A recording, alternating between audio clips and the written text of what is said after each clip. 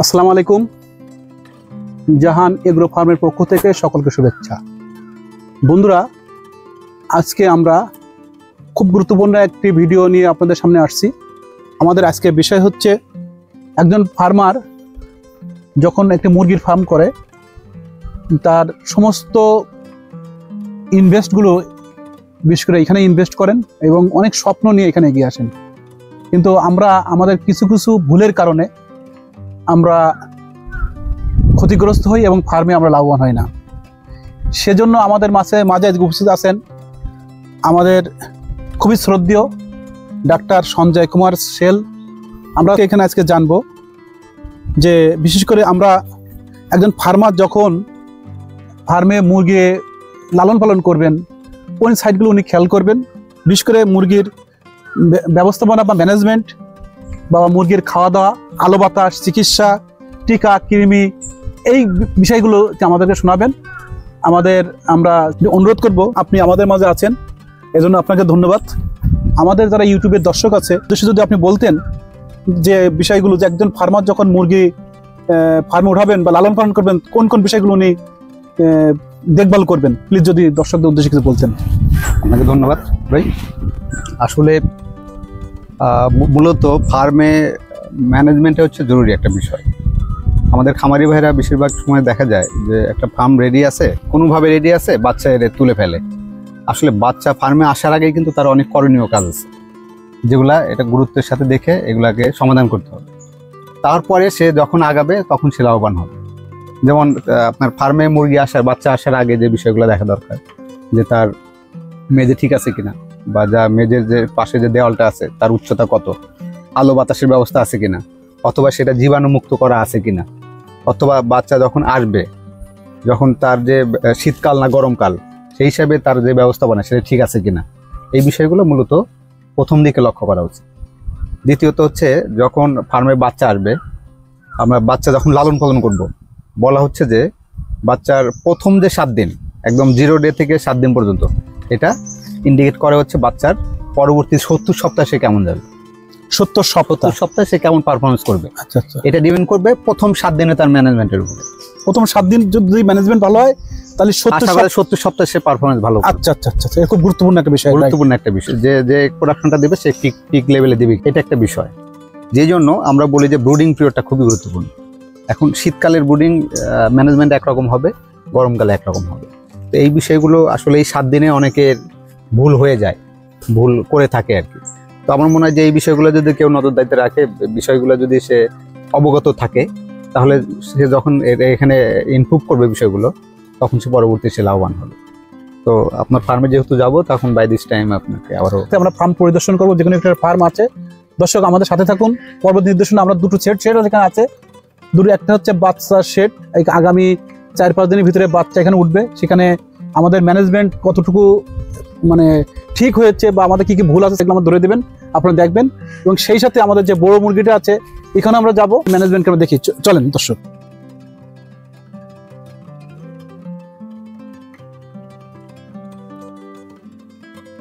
বাচ্চা নিয়ে আসার পরে এখানে ব্রুডিং করা হয়।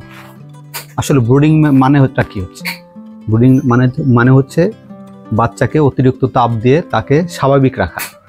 অর্থাৎ বাচ্চার পালক কম থাকে বাচ্চা বয়সে, সেই পালকটা না গজানো পর্যন্ত, স্বাভাবিক না হওয়া পর্যন্ত তার বডি টেম্পারেচার সে মেনটেন করতে পারে না। এই জন্য তার বডি টেম্পারেচার মেনটেন করার জন্য আমরা এক্সট্রাভাবে তাপ দেওয়ার ব্যবস্থা করি। এখন আমাদের যেটা ভুল হয়, আমরা শীতকালে তাপ দেওয়ার ব্যবস্থাপনা যেমন রাখি, ঠিক গরমকালেও সেটা রাখি। গরমকালে স্বাভাবিকভাবে চারিদিকে তাপমাত্রা কিন্তু স্বাভাবিক থাকে, বরঞ্চ তার যে তাপমাত্রা যা প্রয়োজন তার চেয়ে বেশি থাকে, তখন কিন্তু আলাদাভাবে তাপ দেওয়ার প্রয়োজন নেই। কিন্তু আমার অনেক খামারি ভাই যেটা ভুল করে, যে শীতকালে যে তাপ দেওয়ার যে ব্যবস্থাপনা থাকে, গরমকালে ঠিক একই রকম ব্যবস্থাপনা রাখে। যার কারণে দেখা যাচ্ছে কি, যে বাচ্চা যখন তার অধিক তাপে থাকে তখন তার কিন্তু গা ঘেমে যায়, এবং গা ঘামা থেকে তার তখন নাভি কাঁচা থাকে, তখন বিভিন্ন ধরনের জীবাণু এসে অ্যাটাক করে বিভিন্ন ধরনের রোগ বলে কম্বাইন্ড রোগের সৃষ্টি করে। অনেক সময় দেখা যায় যে বাচ্চা অবস্থায় অনেক মর্টালিটি হয়, খামারি তখন বুঝতে পারে না, তখন বিভিন্ন ধরনের অ্যান্টিবায়োটিক ব্যবহার করে, অথবা অনেক ধরনের ভ্যাকসিন ব্যবহার করে, অথবা অনেক ধরনের ভিটামিন মিনারেল ব্যবহার করে। অথচ তার মূলত প্রবলেমটা ছিল কি, অতিরিক্ত তাপ দেওয়ার বিষয়টা, যেটা একদম স্বাভাবিক দৃষ্টিতে এটা কিন্তু সে বুঝতে পারে না বা আমরা অবগত করতে পারি না। এই বিষয়টা খেয়াল করলে সে অনেকাংশেই সে এখানে সে মানে লাভবান হবে এই বিষয়টা, অসুখ বিসুখ থেকে মুক্ত থাকবে, মুক্ত হবে। পেপারটা আসলে কেন দিই? পেপারটা দিই যখন বাচ্চাটা নিয়ে আসা হয়, পেপারটা দিই যখন বাচ্চাটা নিয়ে আসা হয়, খেয়াল করবেন তারা কিন্তু হাঁটতে পারে না, আবার সে কিন্তু খাইতেও জানে না যে কি খাইতে হবে, পানি খাইতে হবে, খাদ্য খাইতে হবে, কিভাবে খাইতে হয়, খাদ্যটা কি সে কিন্তু জানে না। আবার সে যদি হাঁটতে না পারে, আপনি খাবার দিয়ে রাখছেন কিন্তু ও কিন্তু খাবার পর্যন্ত যাইতে পারবে না, পানি পর্যন্ত যাইতে পারবে না, সেজন্য তার হাঁটা স্বাভাবিক করার জন্য আমরা একটা পেপার দিই। আর তখন যেহেতু সে মানে সাইজে ছোট, সে পরিমাণে খাদ্যও কম খায়, পানিও কম খায়, তখন হালকা আপনার ফিসিস অথবা মলমূত্র ত্যাগ করলেও কিন্তু বোঝা যায়। কিন্তু যখন মানে পাখিটা বাচ্চাটা বড় হয়ে যায় তখন কিন্তু এই ধারণ ক্ষমতাটা থাকে না। জাস্ট 3 দিন পর্যন্ত আমরা এটা দিয়ে রাখি, যে স্বাভাবিকভাবে যখন সে হাঁটা চলাফেরা করতে পারে অথবা খাবার সে চেনে, পানি খাইতে পারে, তখন আমরা ধীরে ধীরে এটা উইথড্র করে ফেলি। আর এটা বারবার পরিবর্তন কেন করি? যখন অতিরিক্ত মলমূত্র থাকে, যখন গন্ধ হয়ে যায়, গন্ধটা কি অ্যামোনিয়া গ্যাসের গন্ধ, এটা দূর করার জন্য কিন্তু আমরা আবার পত্রিকাটা চেঞ্জ করে দিই। এই যে পত্রিকা তলে আমরা তুষটা দিয়েছি, হ্যাঁ, এই তুষটা মানে এর উপকারটা কি? যেহেতু আচ্ছা, ধন্যবাদ। এখন যদি শীতকাল হইতো, জি জি, আপনি যদি শুধু পেপার দিতেন, নিচের তাপটা কিন্তু ঠান্ডা উপরের দিকে আসতো। আচ্ছা আচ্ছা, এই কমফোর্টটা দেওয়ার জন্য আমরা নিচে এটা দিয়ে দিছি। আর নিচে আর একটা গরমকালেও আপনি দিতে পারেন, কারণ আর একটা বিষয় হচ্ছে পেপার যদি ভিজে যায়, জি জি, অথবা পানির পরিমাণটা থাকে, সেটা ভিতর দিয়ে শোষণ করবে হচ্ছে আপনার নিচে চলে যাবে। আচ্ছা আচ্ছা, এই জন্য আমরা মূলত দিই। আর একটু গরম ভাব থাকবে, গরম ভাব থাকবে। আচ্ছা, কিন্তু এই যে এখন যে ওয়েদার, এখন দেখেন টেম্পারেচার কত, আমাদের গা ঘেমে যাচ্ছে। জি জি জি, আমাদের যদি 101 বা 2 টেম্পারেচার হয়, মুরগির সাধারণ যে মুরগি, বড় মুরগি, এদের তাপমাত্রা থাকে 106 থেকে 107। বাবা, অনেক বেশি, অনেক বেশি, আমাদের অনেক বেশি। তো আলাদাভাবে এই টেম্পারেচার তার কমফোর্ট, আলাদাভাবে যদি আপনার গরম দেওয়ার চেষ্টা করেন, তার জন্য আরো ক্ষতির কারণ হবে। জি জি, আর বাচ্চার যেহেতু লোম থাকে না, স্বাভাবিক আমাদের বডি টেম্পারেচার একটু তাপ বেশি রাখাটা ভালো। জি জি, তো এই হচ্ছে মূলত বিষয়। বাচ্চা যখন আসবে, আরেকটা বিষয় পদ্ধতি, বাচ্চা যখন আসবে, বাচ্চাটা আসলে কোন গ্রেডের, A B C 3টা গ্রেডে আমরা ভাগ করি। জি জি জি, আমরা বুঝবো কেমনে যে বাচ্চাটা খুব সুস্থ আছে? জি, আপনারা হয়তো জানেন, বাচ্চা যখন ডিম ফুটে বের হয়, সৃষ্টিকর্তা তাদের এমনভাবে তৈরি করছে যে 3 দিন পর্যন্ত 72 ঘন্টা সে কোনো কিছু খাদ্য পানি না খেয়ে সে বাঁচতে পারে। এখন বাচ্চা ফোটার পরে হয়তো 1 দিন বা 2 দিন পরে আপনার হাতে যখন আসে, জি, তখন কিন্তু সেই যে জার্নির একটা ধকলে থাকে। জি জি, তখন এনে আমরা কি করি, তাকে যে স্বাভাবিক যে খাবারটা, অর্থাৎ আত্মীয় বাড়িতে গেলে প্রথমে কি খাবার দেয়? আগে কি ডাইনিং টেবিলে বসায় না, প্রথমে জুস বা পানীয় সেটা দেয়।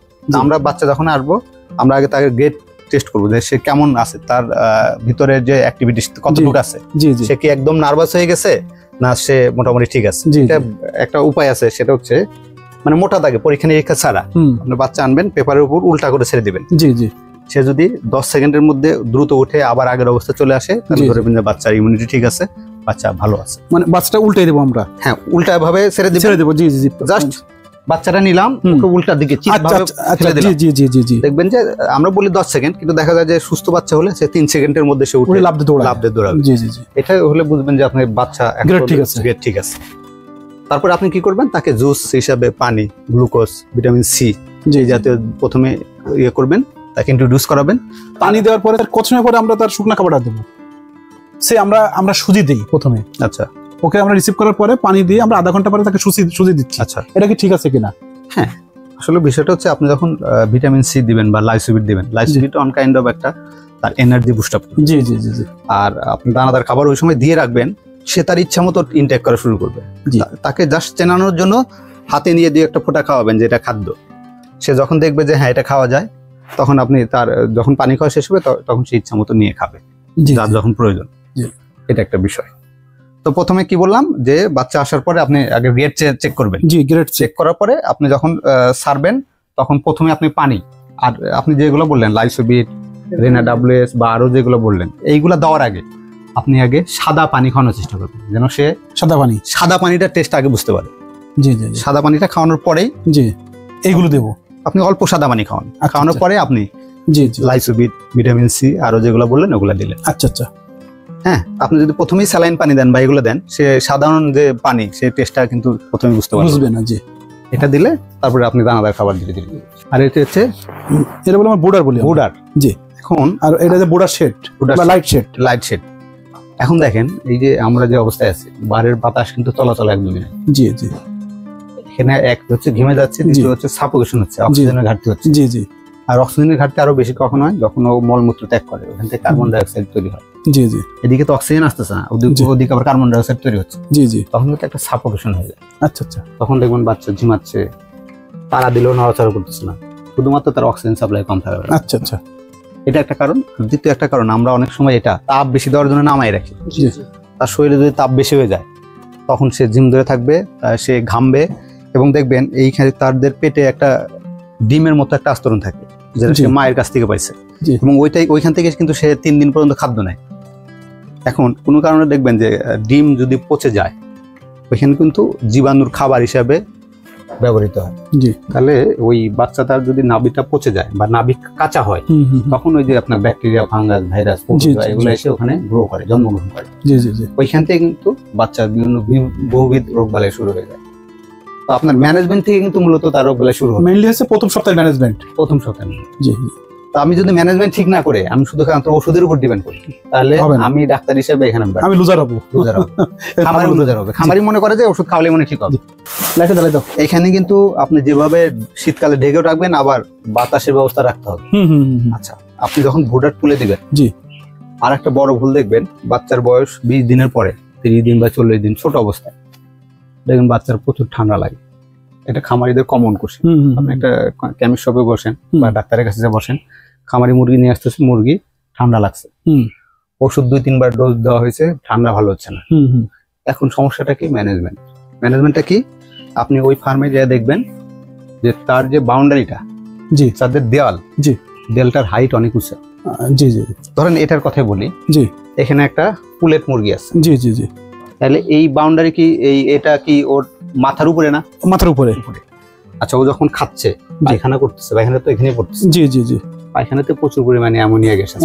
জি। আর অ্যামোনিয়া গ্যাসের ধর্ম, সে খালি নিম্নমুখী, সে উঁচুর দিকে ওঠে না।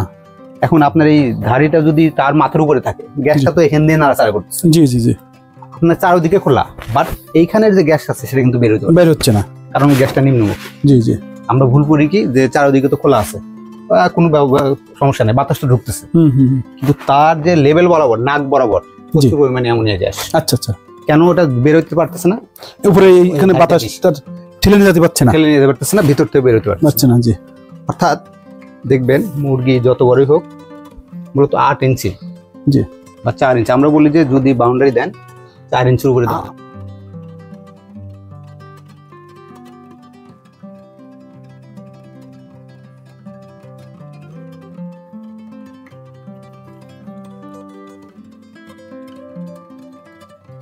বিষয়টা হচ্ছে, আমি একটা সময় বড় বিডার ফার্মে ছিলাম, যেখানে 4 লাখ বার্ড, আমার চাকরির জীবনের প্রথম আর কিছু। জি জি জি।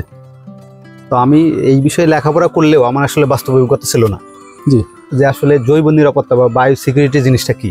জি।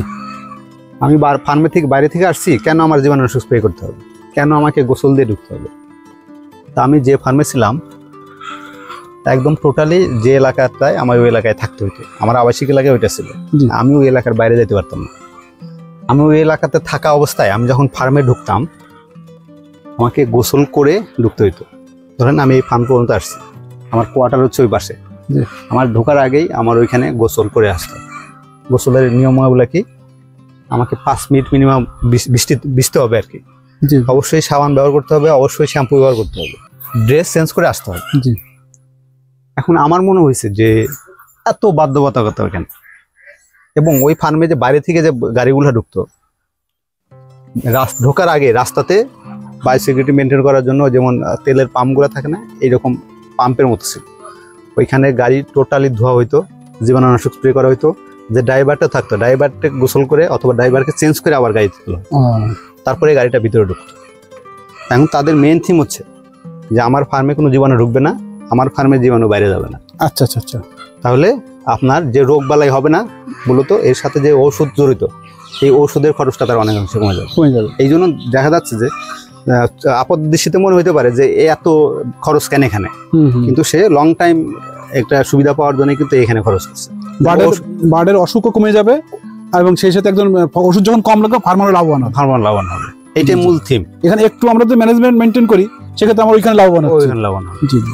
এবং খেয়াল করে দেখবেন, আমি যখন ওইখান থেকে প্রান্তিক পর্যায়ে আসলাম, কোনো ফার্মে মানে বায়োসিকিউরিটি বা জৈব নিরাপত্তা যেটা, এটার কোনো বালাই নাই। যে পাশাপাশি ফার্ম, জি জি জি, আমার ফার্মে রোগ হয়েছে, জি, আমি দোকানে যাচ্ছি বা ডাক্তারের কাছে যাচ্ছি, ওইখানে অনেক খামারি আছে, তাদের ফার্মে হয়তো ওই রকম সমস্যা নাই, জি জি, কিন্তু কোনোভাবে কিন্তু ট্রান্সমিট হয়ে তাদের ফার্মে আবার যাচ্ছে। জি জি জি, এইভাবে সবাই ভুক্তভোগী। জি, এই রোগ বালাইগুলো সব ফার্মের মধ্যে আছে। অথচ সবাই যদি বায়োসিকিউরিটি মেনটেন করে, তাহলে কিন্তু এই যে রোগ বালাইগুলো ট্রান্সমিট হচ্ছে, এগুলো কিন্তু খুবই কম হবে, খুবই কম হবে। তো এটুকু বলার ছিল। আমার ভালো লাগলো স্বাধীন ভাইয়ের এই যে ফার্মে ঢুকতেছি, এখানে দেখি বায়োসিকিউরিটি মেনটেন করার জন্য যথার্থ ব্যবস্থা আছে। এখানে আছে হচ্ছে বিভিন্ন ধরনের জীবাণুনাশক, এখানে আছে জীবাণুনাশক হিসেবে ব্যবহার করা হয়েছে পটাশের পানি। এইটা শুধুমাত্র আমরা জি পাকে বাদ করার জন্য, তাই তো? জি জি।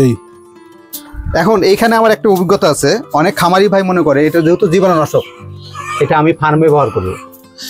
অনেক খামারিকে আমি একটা প্রেসক্রাইব করে দিচ্ছি যে তুতে আপনি স্প্রে করবেন এটার জন্য। তুতে? হ্যাঁ, তুতের উপকার থেকে এটা বলতেছি। ছবি ভালো হচ্ছে। সে এখন এক খামারি ভাই যখন দোকান থেকে নিয়ে গেছে, তুতের পরিবর্তে নিয়ে গেছে পটাশিয়াম পারম্যাঙ্গানেট। এটা কিন্তু খুবই করসিভ। আপনার পায়ে যদি ক্ষত থাকে, ওই ক্ষতটাকে বাড়াবে আরো। আচ্ছা আচ্ছা আচ্ছা, এই পটাশিয়াম পানি। হ্যাঁ, ওই খামারি ভাই যখন নিয়ে মুরগিতে স্প্রে করছে, চোখে মুখে গেছে, চোখের মধ্যে যাওয়ার পরে চুলকানি শুরু হয়েছে। এবং চুলকাতে যে ওইখানে যে আপনার আঘাত করার মতো যে দাহ্য পদার্থগুলো আছে বা আর্টস পদার্থগুলো আছে, ওইখানে যে ঘষাঘষি করছে, দেখা যাচ্ছে 30% মুরগির চোখে ঘা হয়ে গেছে। খামারি ভাই তো আমাকে খুঁজে বেড়াচ্ছে, ডাক্তার কি ওষুধ দিল এই সমস্যা। পরে দেখি যে সে, আমি তুতে লিখে দিচ্ছি, ওইটার পরিবর্তে সে পটাশ নিয়ে যে স্প্রে করছে মুরগির ফার্মের ভিতরে। মুরগির ফার্মের ভিতরে। তো এটা তার জানা ছিল না, সে ভুল করে নিয়ে গেছে। জি জি জি।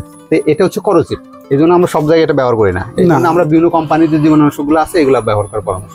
ত্রুটি বিষয় না, এটা একটা চর্চার বিষয়। জি জি জি। কারণ আমরা যখন মানে নিজেরা করি, অনেক সময় বিষয় থাকে, নতুন নতুন আপডেট প্রযুক্তি আমাদেরকে অ্যাপ্লাই করতে হয়, এটা একটা চর্চার বিষয় বলি আর কি। তো আপনি যেহেতু মূলত জানতে যাচ্ছেন যে ব্যবস্থাপনা বিষয়টা, জি জি জি, যেমন একটু আগে আমরা দেখাইলাম হচ্ছে বায়োসিকিউরিটির বিষয়টা, এটা নিয়েও কথা বললাম। জি, যে একটা ফার্মে যদি বায়োসিকিউরিটি ভালো থাকে, তাহলে তার ফার্মে রোগবালাই কম হবে। জি। আর একটা বিষয় হচ্ছে, রোগবালাই হলে তো চিকিৎসা নিতে হবে, সেটা আলাদা বিষয়, যেটা ম্যান টু ম্যান ভেরি করে, যে চিকিৎসক যেভাবে পরামর্শ দেয় সেভাবে।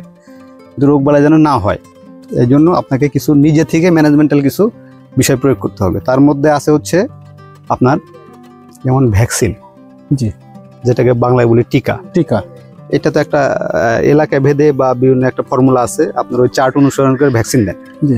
কিন্তু এখানে একটা বিষয় আছে, আপনার ওই ভ্যাকসিনটা তখনই কার্যকর হবে যখন আপনার মুরগি তার ভিতরে রোগবালাই থাকবে না। দ্বিতীয় কথা হচ্ছে কৃমিমুক্ত থাকবে। কৃমিমুক্ত থাকবে।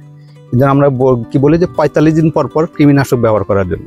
45 দিন পর 45 দিন পর পর বাচ্চা নিয়ে আসলেন, আপনি 45 দিন বয়সে কৃমিনাশক দিলেন, আবার 45 দিন মানে 1.5 মাস পর পর আপনি কৃমিনাশক প্রয়োগ করলেন। এখন আপনার জিনিসটা খেয়াল করার প্রয়োজন যে আমি যে ভ্যাকসিনটা দিব, জি, এটা কৃমিমুক্ত করা আছে কিনা। জি। এখন দেখা যাচ্ছে আপনি কৃমিমুক্ত মানে কতদিন আগে কৃমিনাশক দিয়েছেন আপনার মনে নাই, বা আমার অনেক খামারি ভাই মনে করতে পারে। জি জি। তো কৃমির যদি ঝামেলা থাকে, তার ইমিউনিটি মানে কম থাকে, দুর্বল অবস্থা থাকে, তখন আপনি যে ভ্যাকসিনটা ব্যবহার করেন, সেই ভ্যাকসিনের কার্যকারিতা যেভাবে পাওয়ার কথা ছিল সেভাবে আপনি পান না। তার মানে কি, আপনাকে টিকা দেওয়ার আগে আপনাকে নিশ্চিত করতে হবে সেই কৃমিনাশক। কতদিন আগে কৃমিনাশকটা করেন? কতদিন আগে আপনাকে কৃমিনাশক ব্যবহার করা হয়, ব্যবহার করার পরে প্রয়োজন হয় যে 7 দিন তাকে একটা গ্যাপ, মানে স্টেজ ম্যানেজমেন্ট করার জন্য 7 দিন গ্যাপ রাখা হয়। এই সময় কোনো অ্যান্টিবায়োটিক বা টিকা না দেওয়াই উত্তম। আচ্ছা আচ্ছা আচ্ছা, ঠিক আছে। তো আপনি 7 দিন পরে আপনি টিকাটা দিতে পারেন। কৃমিনাশক দেওয়ার পর কোনো লিভারের জন্য কোনো ওষুধ খাওয়ানোর দরকার আছে কিনা? অনেক বিষয় আছে, যেমন যেহেতু লিভারের মধ্যে অনেক কৃমি থাকে, জি, এখন আপনি কৃমিনাশক প্রয়োগ করে কৃমিটাকে ধ্বংস করে দিলেন, জি, কিন্তু ওই কৃমিটা যেখানে অবস্থান করছে লিভারের মধ্যে, সেই লিভারকে তো অলরেডি সে ধ্বংস করে দিছে আর কি। সেটাকে রিজেনারেশন করার জন্য, মানে পূর্বের অবস্থায় ফিরে আনার জন্য আপনাকে লিভার টনিক হিসেবে বাজারে অনেক উপাদান সমৃদ্ধ অনেক কোম্পানির আছে, এগুলো আপনি লিভার টনিক ব্যবহার করবেন। কখন? আপনি যদি সকালে কৃমিনাশক দেন, তাহলে দুপুর থেকে আপনি কৃমিনাশক মানে লিভার টনিক দেওয়ার ব্যবস্থা করেন। ও আচ্ছা, সকালে আমি কৃমিনাশক দিলে দুপুর থেকে লিভার টনিক ব্যবহার করতে পারি। জি জি জি। তাহলে হবে কি, লিভারটা আবার রিজেনারেট করবে। জি জি জি জি। সে যে ধ্বংস অবস্থায় ছিল সেটাকে সে রিকভারি করবে। এখন এর সাথে আপনি যখন কৃমিনাশক দিবেন, সে একটা ধকলে থাকবে। জি, দেখেন স্বাভাবিকভাবে আমরা নিজেরাও মানুষ কিন্তু কৃমিনাশক খাই। কীটনাশক খাওয়ার পরে কিন্তু আমাদের একটা ধকল লাগে, অস্বস্তি লাগে। জি জি। তখন আমরা ঠান্ডা জায়গায় বসি, তবে বেশি অস্থির হয়ে গেলে মাথায় পানি ঢালি, জি। অথবা আমরা শরীরকে সাপোর্ট করে এমন কিছু খাই, জি, স্যালাইন বা সেইগুলো কিছু খাই। আপনি যদি মনে করেন আপনি ধকল কাটানোর জন্য আপনি ভিটামিন সি ব্যবহার করবেন, অথবা একটু আগে বললেন যে লাইসোবিট, সেটা ব্যবহার করতে পারেন। জি। অথবা তার তখন অস্থিরতা কাজ করতে পারে, প্রেশার বেড়ে যেতে পারে, প্রেশার কমানোর জন্য আমাদের যেমন রেনাস্প্রিন আছে, বিভিন্ন কোম্পানির আছে, তখন আপনি দিতে পারেন। অবস্থা বোঝা 2-3 দিন দিলেন, জি, সেটা আপনি দিতে পারেন। কৃমিমুক্ত করার পরে আপনি লিভার টনিক 5 দিন বা 7 দিন চললো, তারপরে আপনি যে ভ্যাকসিনটা দিতে যাচ্ছেন সেই ভ্যাকসিনটা টিকাটা দিচ্ছি। এখন আমি কৃমিনাশক বললাম, পরে ভ্যাকসিনের কথা বললাম। এখন আর একটা ফ্যাক্টর বাকি আছে। কোনটা? সেটা হচ্ছে আপনার রেগুলার বেসিসে কিছু ট্রিটমেন্টের প্রয়োজন হয়। জি। ম্যানেজমেন্টাল ট্রিটমেন্ট। জি জি। যেমন মুরগিতে প্রচুর পরিমাণে এক ধরনের মাইকোপ্লাজমার রোগ হয়। জি। মাইকোপ্লাজমাটা হচ্ছে অনেক সময় বলা হচ্ছে মানে রেসপিরেটরি ট্র্যাক্টে যখন সমস্যা হয়, শ্বাস প্রশ্বাস জনিত যে সমস্যা, এটাকে বলা হচ্ছে মাইকোপ্লাজমোসিস। জি। তো এইটা আসলে মূলত 40-45 দিন পর পরে একটা চিকিৎসা দিতে হয়। 40 থেকে 45 দিন পর পর? হ্যাঁ হ্যাঁ। তার মানে আপনাকে ওইটা ডোজ দেওয়ার পরে আপনি কৃমিনাশক দিবেন, তারপরে ভ্যাকসিনেশন করবেন। জি জি জি জি জি। আমি একটু বলে নিই, যেমন মাইক্রোপ্লাজমার ডোজ হিসেবে আপনারা যেমন টিয়ামুলিন নামক একটা উপাদান আছে, এটা একটা 40 দিন বা 45 দিন পর পর এটা ব্যবহার করা হয়। এটা লেইং ব্লাডে একরকম, তারপর পুলেটে আর একরকম। এটা বাজারে বিভিন্ন কোম্পানির ওষুধ আছে। আপনারা তখন আপনি এই ব্যবস্থাপনা ঠিক রাখবেন। প্রথমে মাইক্রোপ্লাজমার ডোজ দিবেন, পরে কৃমিনাশক, তারপর হচ্ছে ভ্যাকসিন। দেখবেন আপনার ফার্মে পারফরমেন্স জনিত সমস্যা থাকবে না বললে চলে। আর আপনার ফার্মে যদি পর্যাপ্ত আলো বাতাস থাকে, পানির ম্যানেজমেন্ট, খাবার দাবার যদি সব কিছু ঠিক থাকে, বায়োসিকিউরিটি ঠিক থাকে, তাহলে আমার বিশ্বাস বা আমাদের বিশ্বাস যে আপনার আল্লাহ প্রদত্ত যেটা, আল্লাহ যদি সহি সালামতে নেয়, তাহলে আপনি এখানে ভালো একটা সফল খামারি হিসেবে নিজেকে আত্মপ্রকাশ করতে পারবেন। তা আপনার কথা এটুকু বলার ছিল, আমি এটুকু শেয়ার করলাম। থ্যাংক ইউ আপনাকে। প্রিয় দর্শক, আমরা খুবই গুরুত্বপূর্ণ কিছু তথ্য পেলাম। বিশেষ করে আমি আসলে প্রায় 11-12 বছর ফার্ম করি, কিন্তু আমি এই জিনিসটা জানতাম না যে কোনো টিকা দেওয়ার আগে কৃমিকে মুক্ত করে বা কৃমিনাশক দিয়ে তারপর টিকা দিতে হয়। এটা আমি জানতাম না। এটা আমি আজকে আমার জন্য এটা নতুন। তা আপনারা জানলেন। যদি আপনাকে যারা মুরগি আছে বা ফার্ম আছে, বা আপনারা যারা ফার্ম করতে চান, অবশ্যই রোগ বলায় মুক্ত করে তারপর যে কোনো টিকা দিবেন। আর টিকাটাকে আপনারা জানেন, টিকাটা হচ্ছে যে কোনো শরীরে রোগ প্রতিরোধ ক্ষমতা বৃদ্ধি করে। যে কোনো রোগের জন্য টিকা দেয়, ওই রোগটাকে আসতে দেবে না, এরকম তার ক্ষমতা বৃদ্ধি করে। তা এই জন্য আমরা যদি আমার শরীরে যদি কৃমি থাকে, আমার জন্য রোগ থাকে, তাহলে ওই যে টিকাটা দিচ্ছি ওটা এখন কাজে আসবে না। তা যাই হোক, আপনাদের যদি এই আজকে ভিডিওতে যদি কোনো প্রশ্ন থাকে, আপনারা আমাদের কমেন্ট বক্সে আপনারা জানাবেন। আজকে পর্যন্ত এখানেই শেষ। আল্লাহ হাফেজ।